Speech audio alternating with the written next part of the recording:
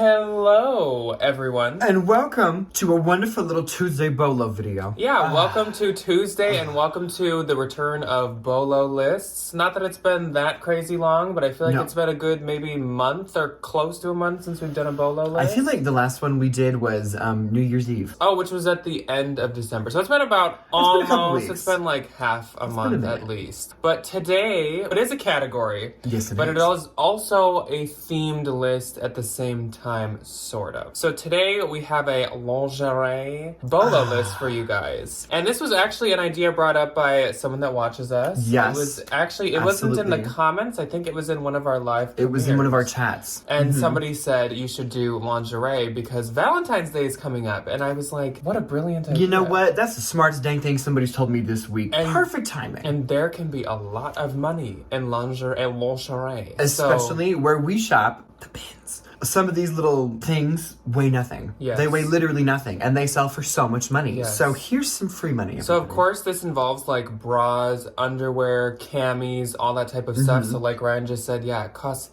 nothing at the bins. No. So some of the comps on some of these are maybe around like 20-25 on the lower end. Like Pure that profit. is great because the thing itself costs like a dime. You literally don't even pay for it. Yes. Like, they're so inexpensive. As per usual, we do have 10 brands for you guys, and then tomorrow we will have 8 bonus lingerie. I have to say it like that. Lingerie brands for the Valentines. Perfect for Valentine's Day. Perfect for Valentine's Day for the Valentines. Yes. One of my most traumatic elementary school memories was we had to give a presentation about a country, and I picked France, and somehow lingerie came up in it. I do not know why, and I pronounced it Lingerie.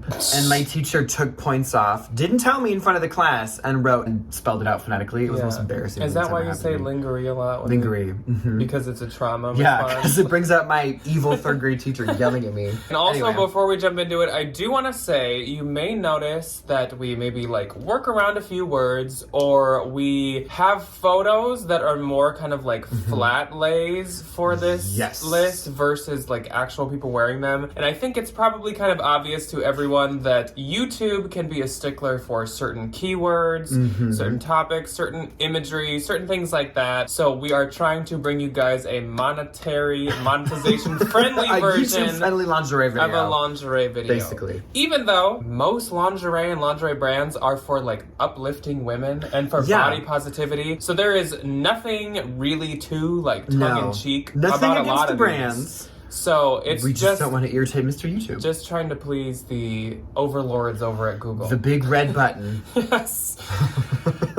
So I just thought I would disclose that if you're like, why aren't there people modeling these things? It's just for... We need to make money on this video. Mr. YouTube. We will jump into it like usual. I will start off with my brand, and as per usual, we do have some like background information, kind of some themes, some key characteristics that these brands carry. I got a couple of funky ones in here. And then we'll cover where they're sold, what they retail at, and what they tend to resell at. And asterisks on that one, we really focused on just bras for the retail and resell because it's always hard to kind of encompass everything. So what we picked, I thought that was a good, like, it can go one way or it can go a little bit the other. And most of them obviously specialize in that. So. Yes, in a top. The first brand is one that I just recently had my first encounter with ever, and it is a brand called Eberjey, kind of like Fabergé, like the Fabergé. We should do Fabergé eggs in our basement.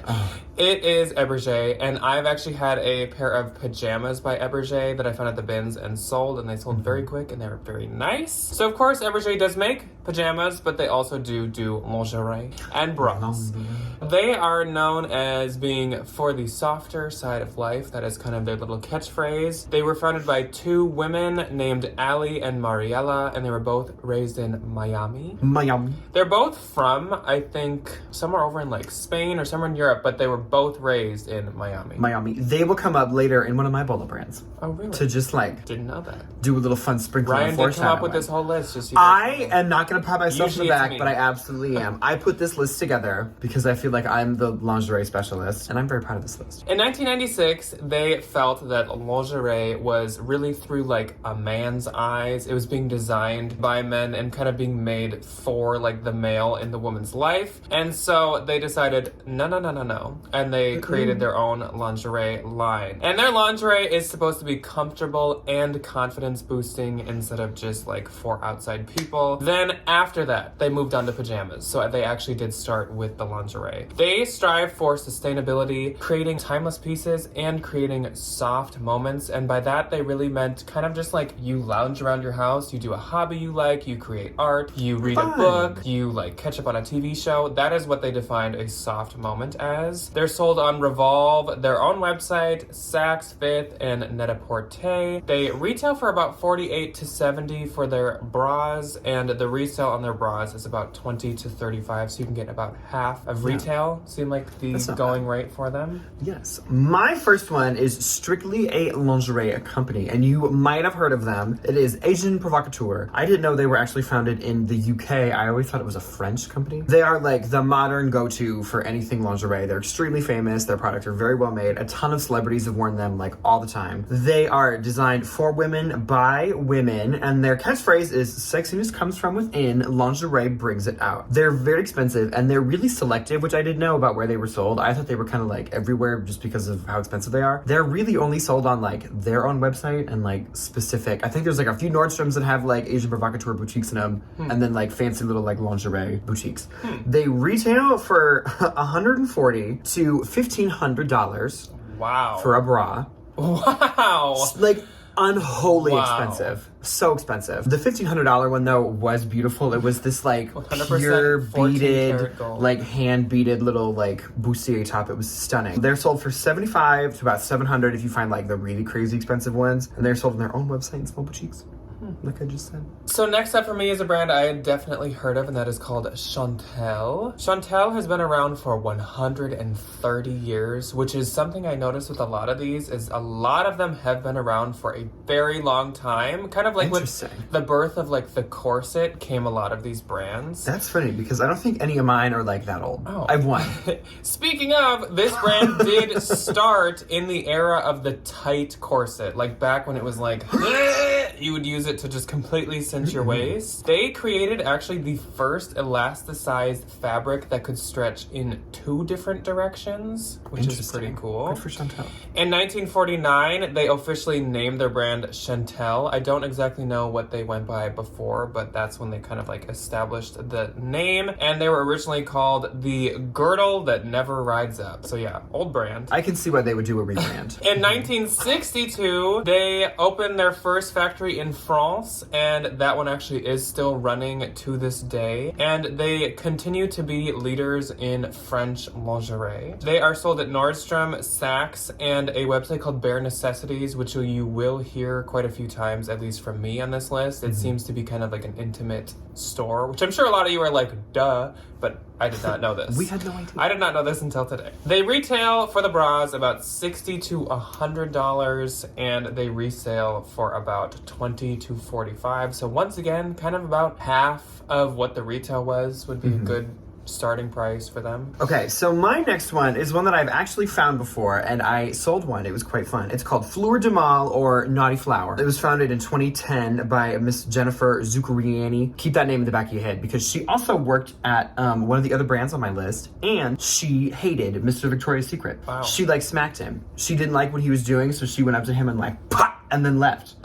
So that's the story of Miss Zuccheriani. And then after that, she started this brand. So she hit somebody and then founded a lingerie company. She's the little evil flower. She kind of is, which I think is hysterical. She is the Fleur du Mal. Yes. She has a goal to empower women when they put on a Fleur du Mal piece, which is in stark contrast of what she thought was happening at Mr. Victoria's Secrets. A secret is, they weren't doing too good.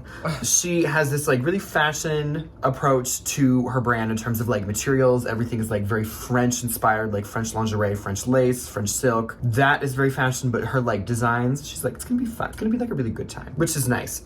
She is like not crazy expensive compared to some of the other brands on this list. She retails for about $150 to $300, and then she resales for about $50 to $150. Compared to like the Asian Provocateur bra that's like $1,500, a fifth of the price. You must have the more expensive ones. I definitely think I do, because everything in this list is relative in terms of cost. She is sold on a lot more places. She sold in Revolve, Nordstrom, Saks, Bloomingdale's, pretty much any of the like high higher end online boutiques like Net-a-Porter, Essence, and then Bare Necessities. My next brand is a brand called Hanky Panky, which is such a fitting name for a lingerie That's so brand. cute. They've been around since 1977, and they were started in New York. I always thought they were newer. Currently, they are sold in over 70 countries, which is pretty crazy. The company is owned by its employees ever since 2017, so it must have become like, I guess, co-op. What's that? Is that a co-op? Yeah, so it's Interesting. like run like a co-op. They are very fashionable, sustainable, and full of integrity is kind of their three pillars of what they go by. Gail is the name of the founder, and she made a bra and underwear set out of a handkerchief back in the day, and that's actually where Hanky Panky comes from. Interesting. Isn't that so cool? So the So it thing was like- came before like the It was a term. really old, like Victorian handkerchief, and she's like, this could be underwear and a bra. She says repurpose, Which reduce, is- reuse, recycle. I love. That's Interesting. so Good cool. for her. That She actually made it for her friend named Lita, and Lita absolutely loved it and was like, girl, Good for make Lita. more of these. These are amazing. She loved the evolution of like strict Victorian Yeah. standards of like, this is a handkerchief, you dab your mouth, you are proper, into like, now this is my underwear. I love Lita. I like where Lita was going. Good for her. And so I don't know if Lita brought it to Lord & Taylor or if she also just knew someone at Lord & Taylor. She's selling her friend's stuff. But Lord & Taylor was like, love the concept, love how it looks. We will take 144 sets right off the bat. So they did, which probably back in the day, that was probably a ton, honestly. Can you imagine poor Miss, Especially if she's Hanky Panky, hand-making Miss them. Gail trying to be like, where am I going to come up with Mrs. 144 Mrs. Victorian handkerchiefs? handkerchief doing that? Like, Where would wow. she get that many though? That's a lot of handkerchiefs. They have now been in 270 different magazines and news articles. Dang. And this is something I have noticed with a ton of the lingerie brands. They are very, very focused on their color count. Mm-hmm. This is something that a lot of them brag about of like, our collections contain 120 different unique colors. Mm-hmm. Hanky Panky has 500 unique colors that they use. You gotta And be they kidding are me. like, that is all over their website. They're like, pick your color. We got 500. We got 500 of them. It'll take you an hour. I think, like, what does Crayola have? Like, is Hanky Panky, are I they think like... Crayola hit like 10,000 a couple years ago, but I could be wrong. So they must have some of those, like, interesting colors of, like, eggshell white and, like... Eggshell petroleum, And, like, eggshell blue cerulean, sky at midnight purple or something like that. Purple Mountain's Majesty. So they My are... absolute favorite color. They're sold at Revolve, Bloomies, and Bare Necessities, and I think, isn't Lord & Taylor out of business? That's probably why Lord Yes. & Taylor was not on the list. She said demand. Poor Lord & Taylor. Retail for their bras, 50 to 70, so kind of a smaller window, and the resale, 25 to 40. That's not bad. Half of retail, once again. Okay, my next one is definitely a newer brand, so there wasn't a ton of information about it, but I thought it was good to share because I think it's very cool. It's called Cat the Label, and it was founded by Miss Cat herself from Melbourne, Australia. She's an Aussie. And she didn't like that all the lingerie that she wore was uncomfortable. It hurt. And she's like, I'm not dealing with this nonsense. So she decided to just make her own, and she started peddling it to her friends, which I thought was fun. Peddling it. Yeah, she's like, She'd just "Here." show up at their house, she'd be like, buy some. Yeah, she's like, I would set it up in my friends' living rooms, and we would just drink and buy lingerie. So she's like the OG cabbie. Low key though. She's like cabbie, Australia, and lingerie all just kind of like becoming the same thing. She has this very heavy focus on lace. So everything she makes is like French lace this, French lace that. She thinks it's kind of just like a very nice way to blend like feminine empowerment and like comfortability. Because lace typically is like a very comfortable, very stretchy fabric. She also designs fiercely feminine silhouettes to empower women, which I thought was like a very like 80s like girl boss Big- kind of a big thing. shoulder Yeah, pads. shoulder She's pads, like- those like massive gold earrings. I thought that was hysterical. She's a little bit pricey, but like not that bad. Retail 80 to 120 for her bras, and resale, I couldn't find a ton of comps because she started like 2-3 years ago, so she's relatively new. 35 to 90 were some of the ones I was seeing on like Australian eBay. And she thankfully got a Nordstrom contract this year, which is very exciting. She's on Revolve. She got a Revolve collab this year. She's on her own website and some smaller lingerie boutiques. So my next brand is definitely my youngest and smallest brand as well, and it's a brand called Susie Black, and it is named after the founder and owner. Susie Black's brand is like completely inspired by her mom. Love the her. reason she made it, the thought behind all her designs, like everything is based off of her mom. The whole about the brand page is just about her mom. It's like a love letter to her mother. Word. So she was inspired by her mom and how girly and glamorous her mom was, and that's how she saw her mom as a child. It was just this like powerful woman who's super feminine and super just like into being feminine. Her mom had me time where she would put on her beautiful nightgowns and just fill the house with drama. Is what the website That's what said. I'm trying to do to this place. So she must have just like walked around and like danced, started fights with the house did decor. some fun That's things. what I would do. Yeah. How dare you throw a drink at like a chair? Yes.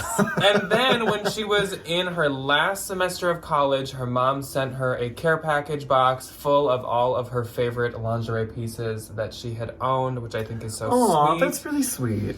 So she creates lingerie to be a gift to yourself, and you can give yourself a moment to just be free and relax in the lingerie. All of her pieces are 100% made in the USA, and that is New York to be specific. And they create lingerie for all ages and all sizes, which I also love. They're sold at Nordstrom and Shopbop, so once again, because they're smaller and newer, they aren't in a ton of places. I think they've been around for maybe 5 or 6 years, so it hasn't been very long. No. Beautiful Retail stuff, on the bras is $50 to $150, and resale is $50 to $100. So this one keeps definitely more of its value, probably because it's so new. Their designs are very unique, I feel like, compared to the other ones that I saw. And very, very intricate. They're like the so little detailed. black lace. Oh, it's beautiful. It's a lot of stuff. straps, like thicker, kind of like stretchy elastic straps, like almost bungee type, and then really, really tiny, intricate like lace lines. Beautiful stuff. Okay, my next one is definitely probably one of the more common ones you may find while out and about. This one is called Bluebella. It was founded by Emily Bendel, who I did a fair amount of research to find out how she was related to Henry Bendel, only to find out they're not. So we can put that rumor to rest. Emily Bendel, she is a champion of industry, like innovation, sustainability, and style, her self-determined title. She is a very body positive human being. A ton of her past campaigns have done like women with no legs, women without arms, like, you know, people of different ability statuses. She did a huge like pride campaign a couple years ago, which I think is very nice. So she says lingerie is for everybody as long as you feel confident and attractive in it, which I think is a wonderful, wonderful thing to say. She is very focused on like taking some historical aspects of like traditional corsetry and like French lace making and all that kind of stuff and incorporating it into like new fun-fangled things, which is quite nice. She also bragged that she had like 100 billion different colors. I don't remember the specific number, but it was a lot. I was like, good for you. No 500. Good for you, Emily. Yeah, I was like, I don't think it was 500. I think it was like 50. It was definitely much less. Retails for about $70 to $100. Another big part of her business is keeping things like very affordable. So like the treat yourself mentality isn't like completely like, oh my God, I'm gonna go broke. She resells for about 40 to 60. So I would say that's like a pretty good margin if it's 70 to $100 new. And she is sold on everything. She's on Net-a-Porter, Bare Necessities, Nordstrom, Saks, Bloomies. She is everywhere, which is nice. So, my final brand for the video is a brand called Cosabella. Cosabella was founded by a husband and wife duo, Ugo and Valeria, in Italy in 1983. And I They're very Italian, and they're very focused on being from Italy. and being as Italian as they possibly if can. you go on the About Us page, it just plays like Italian viola music in the background. I had to like that. turn my laptop down. It like caught me off guard. Love that. It's like a gondola ride.